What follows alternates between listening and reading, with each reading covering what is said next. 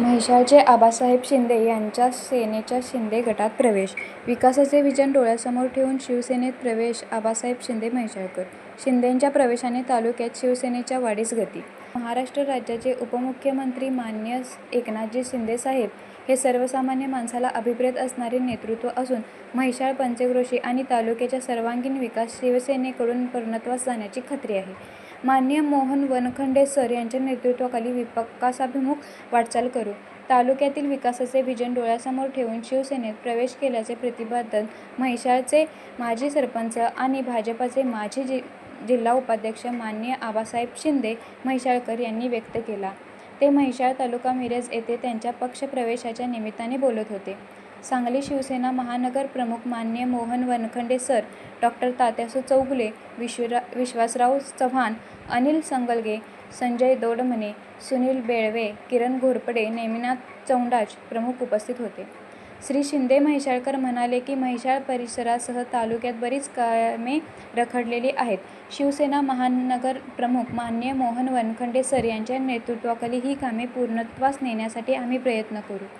म्हैसाळ येथील कृष्णा नदीवरील होत असलेल्या बराजगेट धरणाचे बांधकाम उपमुख्यमंत्री एकनाथ शिंदे यांच्या विकासात्मक दूरदृष्टीचे उदाहरण म्हणून पाहावे लागेल.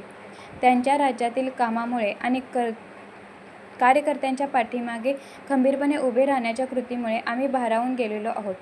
तालुक्याला नवीन दिशा देण्यासाठी आम्ही निश्चितच प्रयत्न करणार असल्याचे श्री शिंदे यांनी सांगितले. शिवसेना महानगर प्रमुख मोहन वनखंडे सर म्हणाले की माननीय आबासाहेब शिंदे म्हैसाळकर यांच्या पक्षप्रवेशाने मिरज तालुक्यात शिवसेनेची ताकद निश्चितपणे वाढणार आहे. श्री शिंदे म्हैसाळकर हे उच्च विद्याविभूषित असून त्यांच्या अनुभवाचा फायदा पक्षाच्या वाढीसाठी होईल.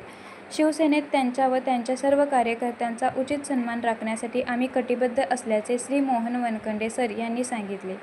यावेळी वसंत खांडेकर, एकनाथ माळी, अमर शेजवळकर, मनोज घाबरे, संजय कोळी, संदीप कांबळे, संतोष कांबळे, सिद्धार्थ कांबळे, रघुनाथ माने, अशोक पाटील, किरण घालवाडे, शंकर शिंदे, मोहन शिंदे उपस्थित होते.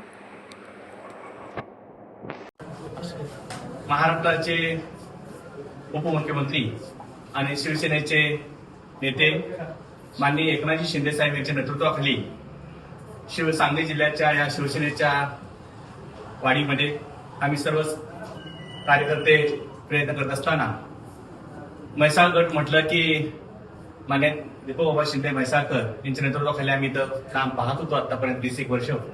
आणि दीपकबाबांचं ज्यांचं सर्वच नेतृत्व पाहणारे बाबांची लोकसभा इलेक्शनपासून त्यांचे धाकटे बंधू माननीय दादाबाबा शिंदे म्हैसाळकर या म्हैसाळ नगरीचे माजी सरपंच आणि या म्हैसाळ गटाचे नेते उच्च विद्याभूषण आणि मागच्या पंचवार्षिकमध्ये दादाबाबांच्या नेतृत्वाखाली म्हैसाळची ग्रामपंचायत ताब्यात घेतली आणि सौ वहिनी साहेबांच्या हस्ते 5 वर्ष या म्हैसाळचा कायापालट करण्याचा प्रयत्न माननीय दादाबाबांनी या म्हैसाळ नगरीमध्ये केलेला आहे. मला मोठा आनंद वाटतोय की असे हे म्हैसाळ गावचे सरकार माननीय दादाबाबा शिंदे म्हैसाळकर यांनी आज त्यांचा वाढदिवस आहे. प्रथम त्यांना वाढदिवसाच्या खरं मनापासून मी शिवसेनेच्या वतीनं माननीय एकनाथजी शिंदे साहेब यांच्या वतीनं मनपूर्वक शुभेच्छा देतो. आणि त्यांनी आज आपल्या संपूर्ण कार्यकर्त्यासह या शिंदे सेनेमध्ये शिवसेनेमध्ये माननीय शिंदे साहेबांच्या नेतृत्वाखाली प्रवेश केला. त्यांचं मी मनापासून स्वागत करतोय. मी एवढंच आश्वस्त करतोय की दादाबाबा आपण म्हैसाळ गटाचंच नाही मिरज तालुक्याचं नेतृत्व करण्यासाठी आपण काम करा.